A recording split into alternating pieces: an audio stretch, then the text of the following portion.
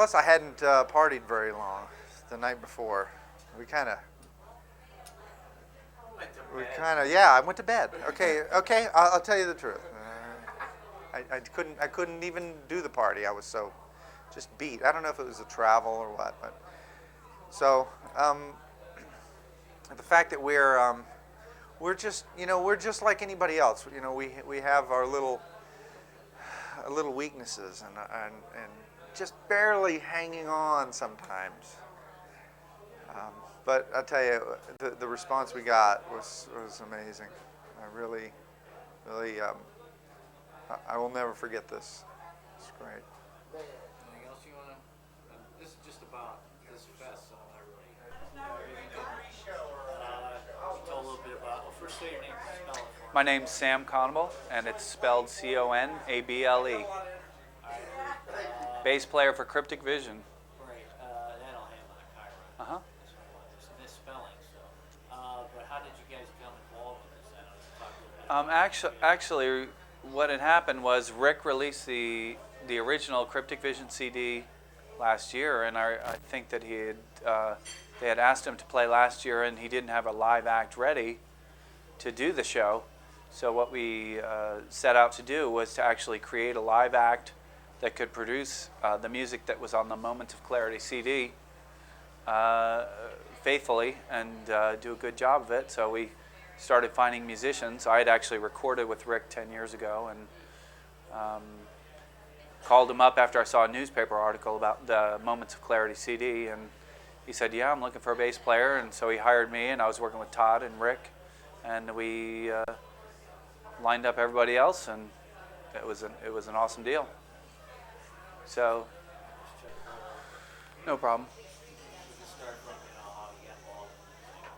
Originally, the live act that played today was put together to reproduce the music that Rick Duncan had written and recorded on Moments of Clarity, which was done by a collection of great studio musicians. So we had to put together a collection of live musicians who could reproduce the album and also record the second album, which is called In a World. How did George or Tom get hold of this? They had heard our CD last year and asked Rick to do it, and Rick could tell more about it, but actually I think that Rick was asked for the band to perform last year and was not ready with a live act.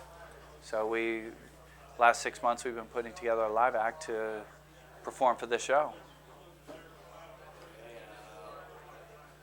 Why play this music? There's no money in it. There's no anything in it. I still don't believe that there's no money in it. I mean, I understand that concept, but to me it's playing what's in your heart, playing from your heart, and touching people, creating something that's beautiful artistically, surprising people, challenge them.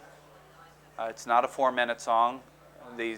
Most of the bands that I've seen here, their lyrics encompass a positive worldview, which I find greatly refreshing at a time when commercial music is not addressing a positive worldview,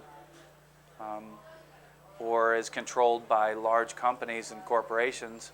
I like knowing that the people who come here to play music are playing from their heart and trying to touch people. And the audience here was so appreciative of what we're doing. It was tremendous.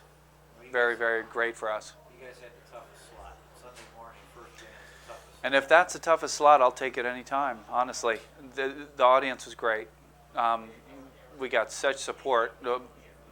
Ran a 16-minute song on these people, and they were standing ovation at the end of it. A song that they had never heard. I mean, how good is that? As an artist, that's a tremendous experience.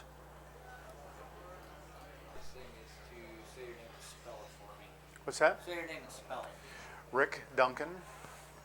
And maybe if you might know, how did you get invited to the show? Kind of reiterate the question. So we got invited to Ross Fest. Whatever you want to tell me, whatever happened.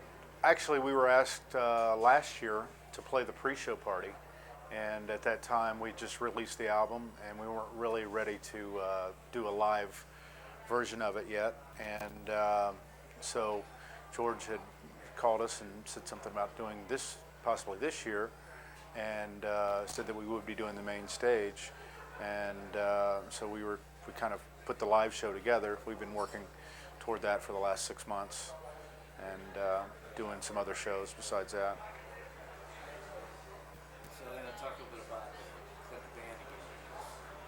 The record, you play everything. Well, not everything, but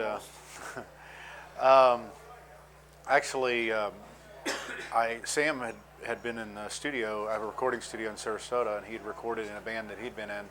It's been about 12, 13 years ago, I believe. And I was very impressed with his writing, his singing, and his bass playing at the time.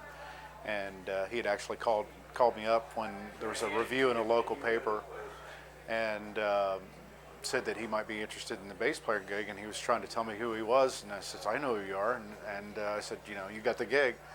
And so we kind of continued to look for other people to do it.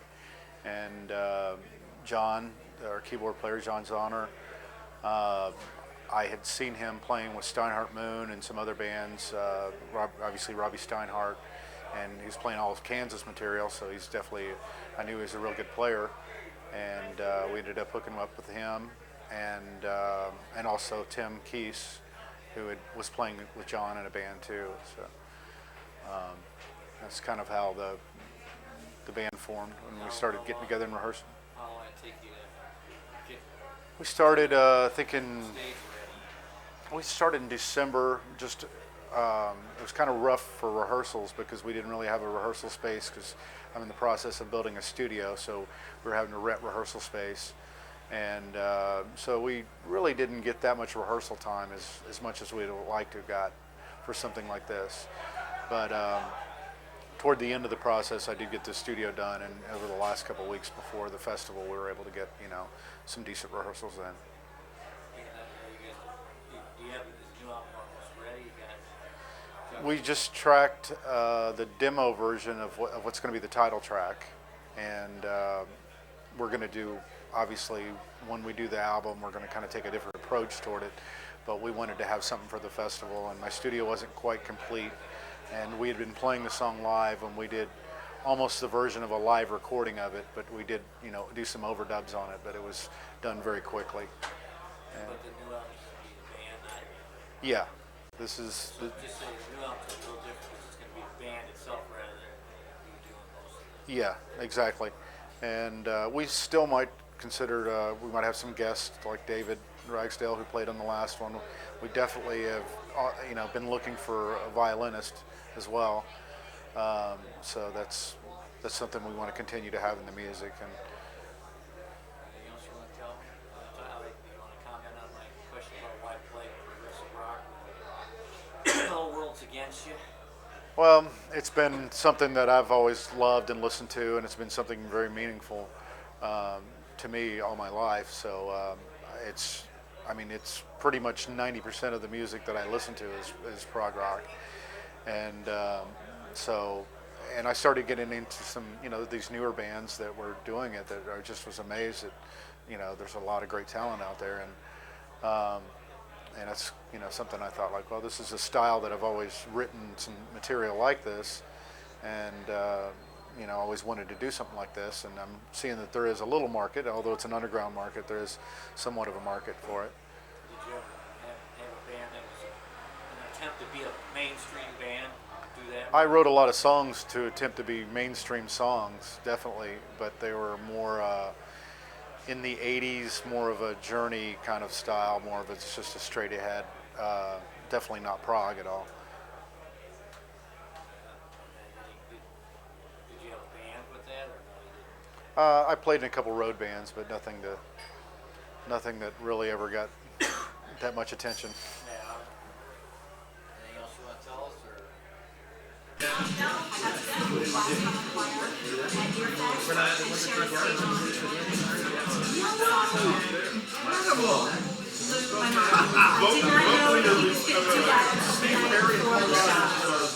They told the choir the night before the show that ritual consistently flying in. But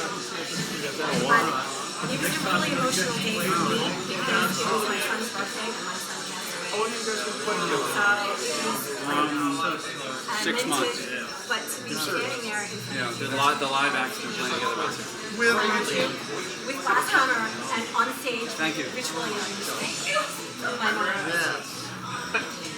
How did you tour that one up?